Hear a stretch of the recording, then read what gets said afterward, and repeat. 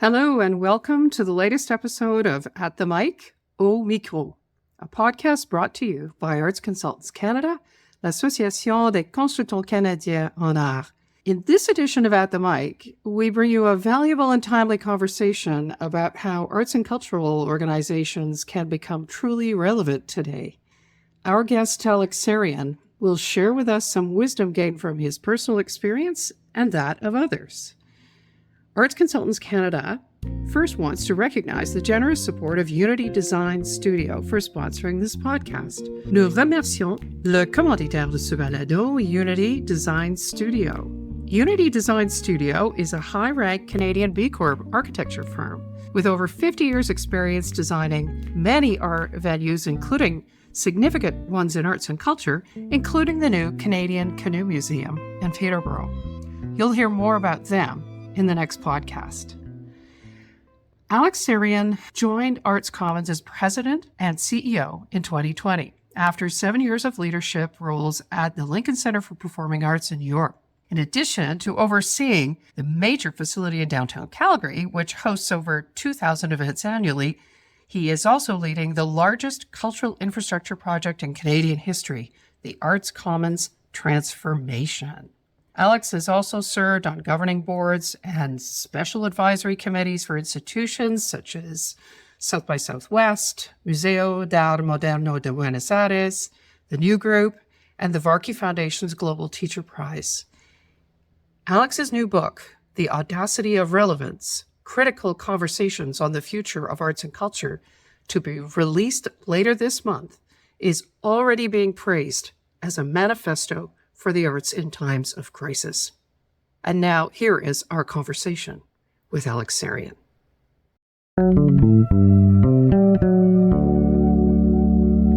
Welcome. Bonjour.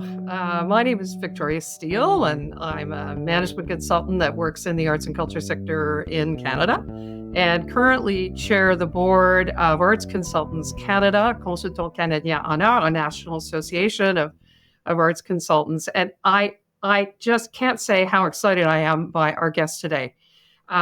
We have Alex Sarian. And many of you may know Alex, but he is the CEO of Calgary's Arts Commons. And many of us have recently heard about their major capital project. But what I've learned also is that this is much more than just a renewed building. It offers lessons on how to create a thriving arts community in a post-pandemic world. Now, I was drawn to his 2023 TED Talk about the need for arts organizations to be truly engaged with their communities, themed The Audacity of Relevance. And I shared this with my marketing students at this Broad School of Business. I spoke with Alex and was inspired by his really strong desire to share his observations with others in the cultural sector.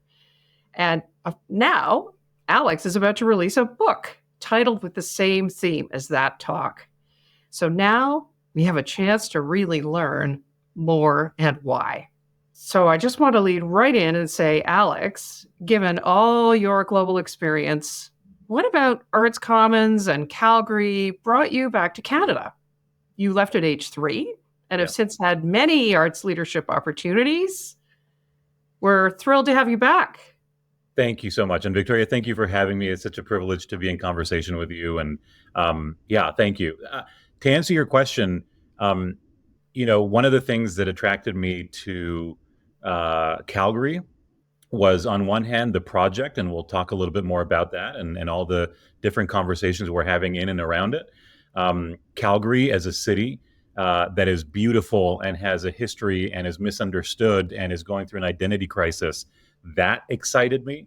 But I think also coming back to Canada, where I think we have an incredible opportunity to rethink a business model that is perhaps a little bit more of a hybrid between the American and the European or the Australian. And so as arts communities around the world are struggling post-pandemic, I'd be willing to say we've probably been struggling for a little longer than just 5 years. I think Canada is really beautifully positioned to carve out a new way of doing things that I'm excited I'm excited about exploring. I don't know, the jury's still out, but I feel like we are asking the right questions at least. Well, and it's interesting, just following your LinkedIn page, there's a lot of enthusiasm about what lessons might be learned from the Calgary the Arts Commons transformation, but also your book. And maybe you could tell us a little bit how the Arts Commons transformation project is somewhat unique, and what is in there that the rest of Canada's cultural sector can learn from. Absolutely. So, I will be talking a lot about Arts Commons transformation, but I do need to give credit where credit's due. This is a project that predates me, right? So this project was originally called Project 2010. The need for an expanded arts center in downtown Calgary had been identified for decades, in part because of how fast Calgary has been growing as a city, and how, not only in terms of volume and amount of people moving here, but the diversity. We're the third most diverse city in Canada, over 40% visible minority communities. And so it's not just about the growth, but how we're changing. And so I think this project has been on the forefront of so many people's minds because of that.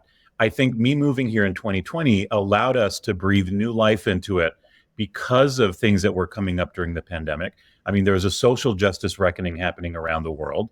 There is a need for arts organizations, and I think most people, to redefine their value proposition in terms of how are we in service to others. And so I think I found myself in the right place at the right time with the right story. And we were able to, and I'll tell you a little bit more about the project. We are right now, shovels going to the ground in December, so it's happening. We are currently the single largest cultural infrastructure project in Canadian history. It's a $660 million project. Wow. It entails expansion. It entails rethinking outdoor space. It entails gut renovating our current facility. So it's really a comprehensive rethinking of what a downtown cultural campus would look like in downtown Calgary. It's been incredibly successful, and we can define success in many different ways. But one of the ways I want to share with you and your audience is that just last month we exceeded 75% of our fundraising goal. So we've exceeded $500 million worth of fundraising, publicly and privately, including the single largest gift to the performing arts in Canadian history. So there is so much out there that is telling me that we are on the right track. And the reason it's important for me to give the TED Talk and write this book is because I want people, not just in Canada, but beyond, to understand that we're not just building a fancy new building. In fact, when I moved here, I told my board, we need to start thinking about the Arts Commons transformation as more than just physical. Anybody with enough money can build a building. The question for me, the important question is whatever we're building the physical manifestation of who we're becoming? And who we're becoming is the transformation that excites me the most. And so the conversations in the book that I share and in the talk are, what are some of the conversations we're having behind the scenes, whether it's with the internal team, whether it's with board, with donors, with architects, so that as people see the shiny new facade that we're going to be building, they understand that there's a lot more to the transformation than what meets the eye. And those are conversations that I feel are relevant for everybody, regardless of whether or not you're embarking on a capital campaign, right? You don't need to spend hundreds of millions of dollars to rethink your value proposition or to rethink how we program or who we program for. So those are the conversations that I think are more exciting and honestly more challenging. Yeah, it's interesting. You had numerous things have sort of converged at the same time to say, hey, time for a rethink, a conversation. And sometimes timing is everything. And, we'll learn something can learn something from that. Now, as someone who's been able to really see community engaged arts projects in action in the past, I was drawn to your approach, really engaging audiences beyond your four walls.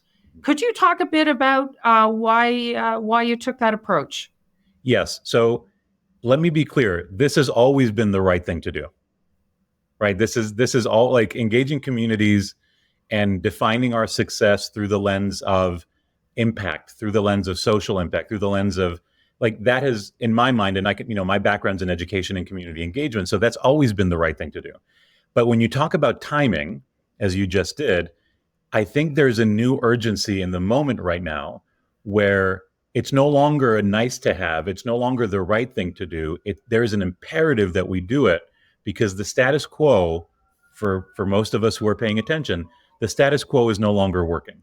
All we need to do is open a newspaper anywhere in the world and read about audiences aren't coming back fast enough, ticket sales are down, philanthropy is down, and that paints one version of reality. The other version of reality is that people are spending more money on experiences than ever before.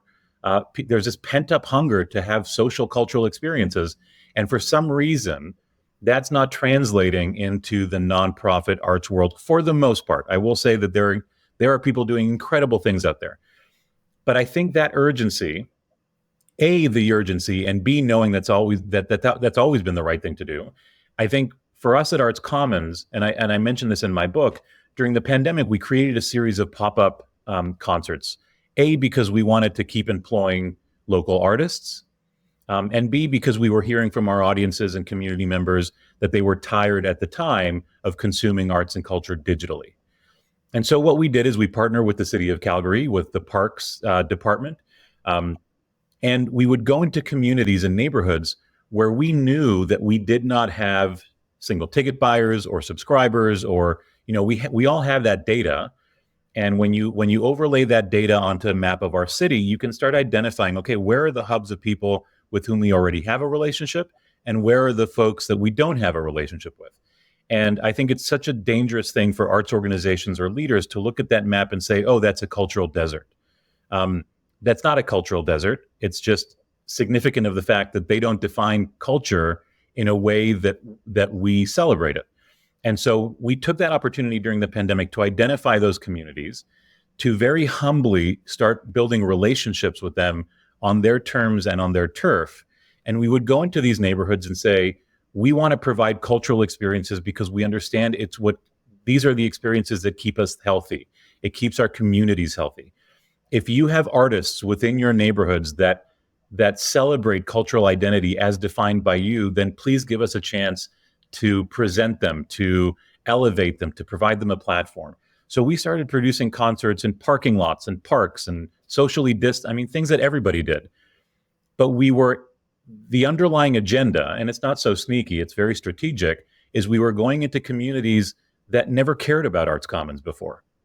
And we were learning about them, and we were benefiting from their hospitality, so that as pandemic restrictions were easing, we could go back to them and say, let us return the hospitality. Let us return the generosity with which you welcomed us into your home, and come to Arts Commons, come to downtown Calgary. And if we have learned from you, then the experiences that we will provide with and for you, you will see yourself reflected in it. So there's that back and forth, and there's that dialogue. And in my book, I talk a lot about dialogue and asking questions, because we need to move away of assuming we have the answers to everything, because we don't. And that's okay.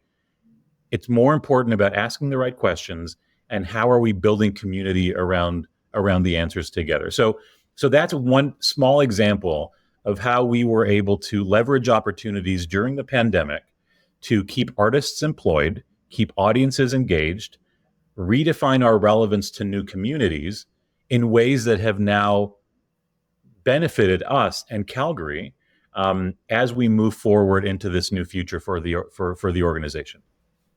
Yeah, I just love that. And, I understand that when you welcome them into your house with some different programming and so on, it really brought the audiences in, right? It was that. Oh my God, yeah. I tell the story, summer of 2022, when everybody was, and I don't say this flippantly, everybody was suffering. The pandemic wasn't over. Restrictions were still trying to figure out what's what.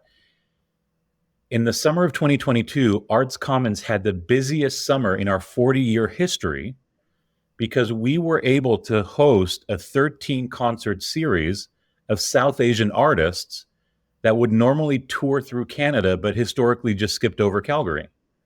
And part of the communities that we had spent a lot of time learning from in Calgary during the pandemic was the South Asian community, of which it's huge in Calgary. And we benefited from their hospitality and their generosity during these pop-up concerts. And then for us to be able to say, come now, you come to us and we will demonstrate to you how we are changed because of you, how we are a better organization because of you. And we had tens of thousands of people come to our concerts, most of whom came to Arts Commons for the first time, many of whom came to downtown Calgary for the first time. And, and I would go to these conferences and say, and hear stories, heart-wrenching stories about organizations struggling and going out of business. And part of me felt super weird walking in and saying, hey guys, guess what? We just had the busiest summer in 40 years. And it's not rocket science. And the other thing I'll say is that we need to stop assuming that community engagement doesn't come with earned revenue possibilities. We need to stop assuming that minority communities need to be provided free, discounted. I mean, financial barriers are always a thing that we will need to explore. But I think sometimes the pendulum moves too far when we assume that minority communities don't have the disposable income to enjoy culture on their terms. I mean, there's a story that I don't know if you've heard me talk about, but I used to teach at Pace University in New York, and Pace University is an incredible post-secondary, and the class I was teaching happened to be mostly first-generation Americans, and I was the only white person in the room as the professor, and I was teaching about financial barriers and perceived barriers and geographical barriers. And I will never forget the story. A young man raised his hand and said, "Mister, how much are your shoes worth?" And I looked down at my loafers and I was like, I don't know, $80 maybe. And he pointed to his Nikes and said, "I paid $400 for these." He said, "I'm taking my girlfriend to see Beyonce at Yankee Stadium next month." He said, "Just because I don't spend money on what you have to offer, don't assume I don't have money. It's that I don't care." And so we need to stop projecting on communities that don't come to our shows or experiences. And yes, they may very well be financial barriers, but we need to stop assuming that is the only reason. And we need to start asking the question, what do you find valuable?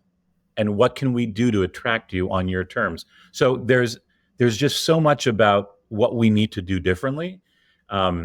And again, we don't have the answers, but I think, and I talk about this in the book, how do we take a step back as programmers, as leaders that have historically been asked to be sort of arbiters of taste?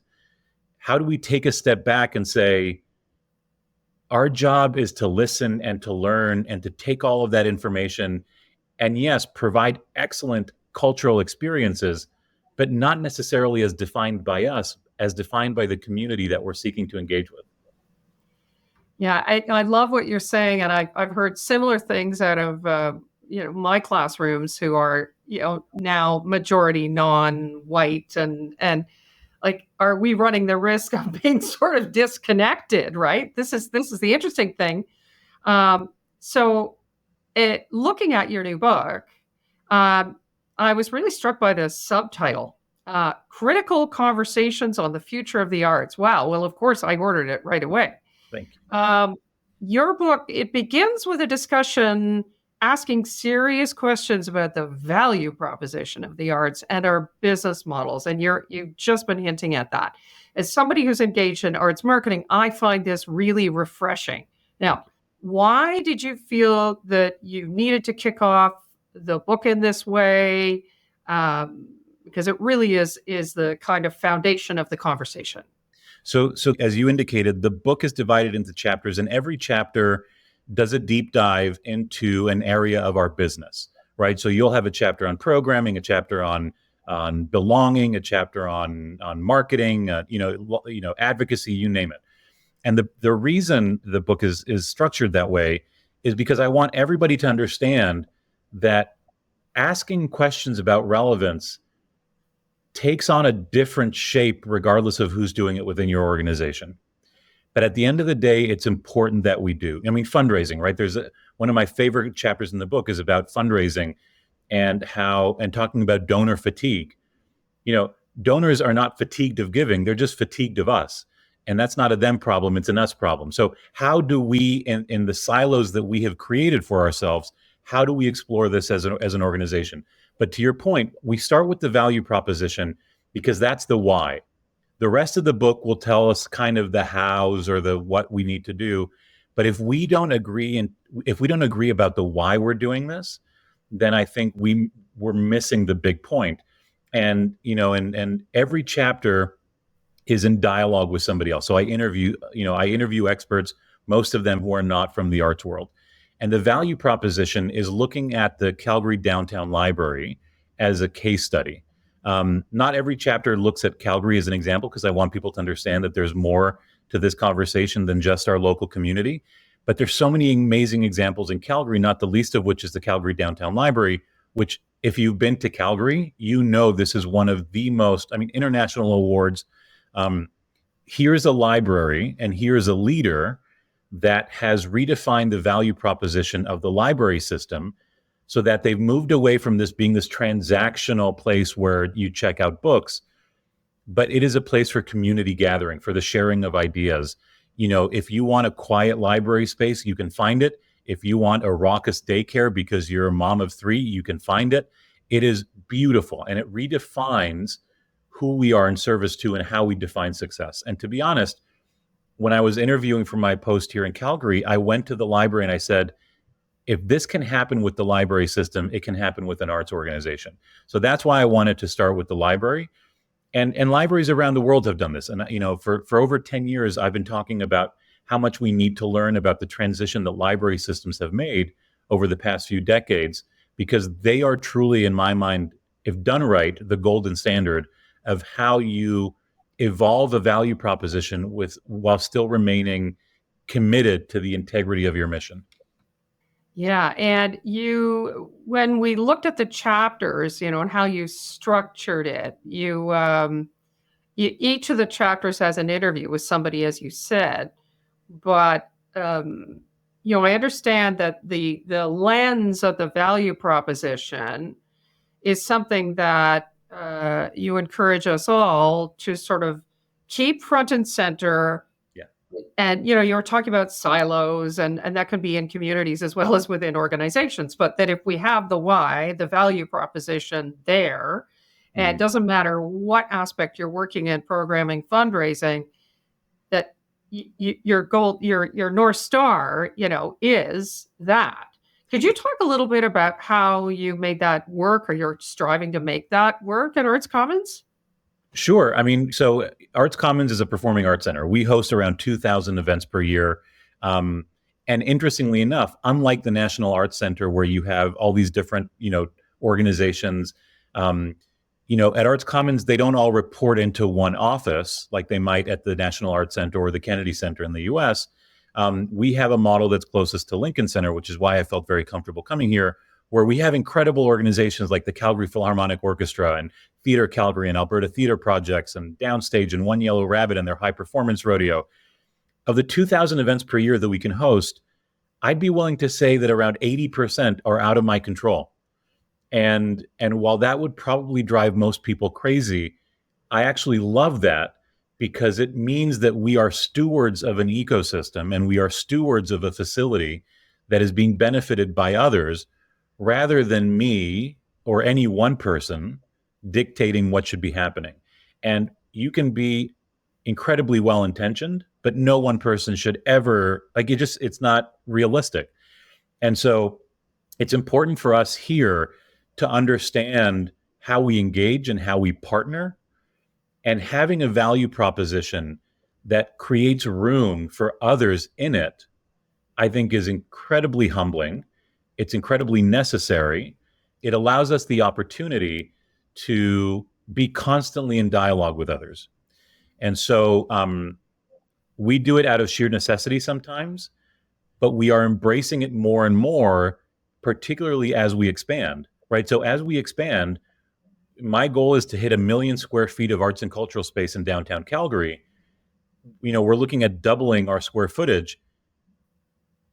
That means that we need to make space for more arts and cultural organizations and artists in our campus, and having them tell us what they need from us, as opposed to me telling them, here's what I need you to do. So it's humbling. It is nerve-wracking sometimes, but it requires us to have our finger on the pulse, and I feel like that is like that comes with tension. But if that tension is addressed in a healthy manner, I think we become a better organization, not just to our consumers and audiences, but also to the folks that we work with. Which is why the book is, it's the goal. The goal of doing these deep dives is, and I'm sure you've heard this too. People say, "Oh, that's a great idea. I just can't afford to do it." Listening to audiences and engaging, that's great. I just can't afford to do it. The whole premise of the book is it doesn't matter what department you are in within an organization. You can't afford not to do this. Great example. Is there anyone in one of the chapters in your book that you feel really best exemplifies what you've just indicated? Oh my goodness. Yes. I feel like philanthropy. So the chapter on fundraising is a really interesting one, because I know that one of the things that we struggle with, depending on where we are, is, the number of nonprofit arts organizations is growing and will continue to grow. In fact, the number of organizations that are entering the market are entering at a faster rate than at which others are leaving. So the nonprofit arts organization sector is getting larger, and we all know that government funding is not expanding at the same rate and may never. So we need to figure out as a sector how to start funding differently. So corporate sponsorship, individual philanthropy, foundation, like we just need to become a little more sophisticated. And sophisticated is even the wrong word. We just need to be open to new ways of supporting this work. And hearing from Asha Curran, who's the CEO of Giving Tuesday. I mean, Giving Tuesday, in 2022 mobilized, I want to say it's like over $2 billion worth of giving. And so they understand how do you inspire giving, whether it's corporate, whether it's individual, whether it's, and sometimes we're not good at telling that story, ironically, because we're storytellers. The other chapter that excites me because of storytelling is the one on messaging. And we talked to a friend of mine who oversaw the We Love New York campaign, or the We Love New York City campaign during the pandemic. And she talks about how you tap into sort of the ethos of a particular time and place.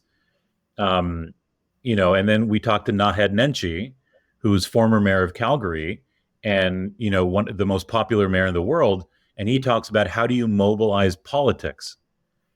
And so at the end of the day, it's how do we take the value proposition? And the value proposition is probably the only chapter that requires readers to do inward facing work, because the value proposition needs to be true to who we are and what our commitment to society is. Once we figure out that story, the rest of the book is about how do we tell the story outwards and how do we engage people in the storytelling. Asking me to pick my favorite chapter is like asking me to that probably wasn't fair. Yeah. It's interesting how you say that the time that it would take to really do the listening and the reflecting and the value proposition. As somebody and many consultants like us, we do lots of work helping facilitate strategic planning and so on, is that very often we come up with ideas and then we struggle to put them into action. So, what you're saying is, if we're looking at what can the sector take away from the experiences that you're sharing, is do some homework, okay? Your homework, do a lot of listening, and then here are some ways to help you figure out how to put it into action, because that's sometimes where I see the challenges. What do you see as sort of what you really want to share with the cultural sector through the work that you're doing? What I really want to share is that there's hope, right? And there's, we all go to conferences and we all read the papers, and, the world has changed. COVID has accelerated that change. And running an arts organization, like running any organization, I would imagine, is not getting any easier. And it's not getting any easier in part because we are still playing by the same rule book that got us to this point. And And what I hope the book and these conversations convey to people, even though we don't have the answers, this is very much an exploration. But what I hope the book provides is a sense of bold hope and optimism if we engage communities in redefining who we are. Because people are, despite the realities that we are facing as organizations, people are spending money on experiences. I mean, I talk in the book about this new phrase that was coined by the New York Times, I think it was last year, this concept of funflation, that younger generations are literally going into debt to purchase experiences that are fun. And that is going against every economic modeling for the past 50 years. And so how do we, as organizations that are in the business of bringing people together around arts and culture, how do we take a step back and say, things aren't working. We need to figure out a new way of operating.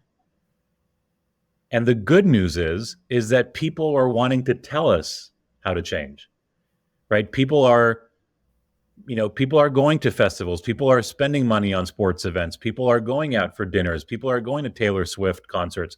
Like people are out there showing us what they want. And we need to figure out how to respond and then ultimately lead in that process of civic dialogue. There's a corporate example I share in the book, which, when Nike is developing the new sneaker, they don't just design it in a vacuum, put it on shelves around the world and cross their fingers and hope it sells. They have, they have groups, they have cohorts, they have market like in a very corporate, cold, money grabbing way, they are trying to ensure that whatever they put out into the world is uniquely a Nike product, but also one that they know people already want. So how do we find our own way? And I'm not suggesting we need to become corporate because that would be the entirely wrong.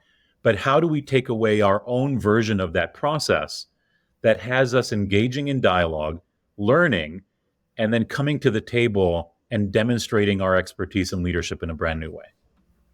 So here's a question for you. Yeah. There's been a lot of conversation about new business models over the last, even pre-pandemic, right? Lots of conversations about finding new business models. And those of us who are consulting and teaching and maybe leading large organizations are going, yeah, that's interesting. Let's see what we can do.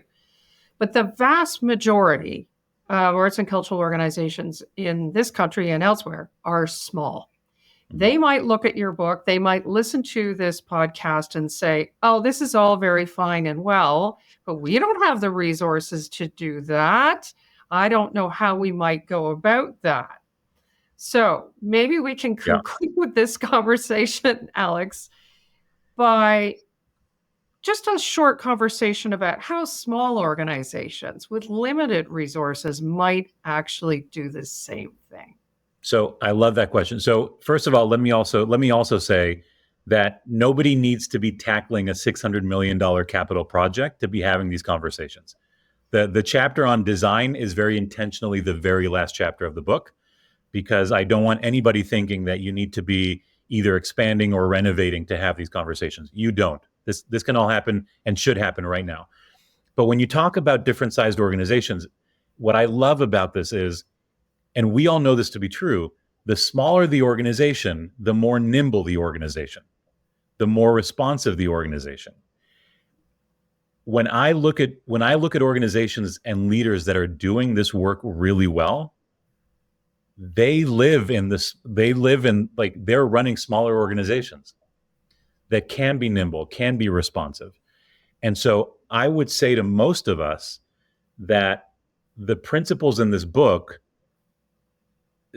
I'm not asking people to just imagine it. There are folks out there actually doing it, and chances are they are running smaller organizations.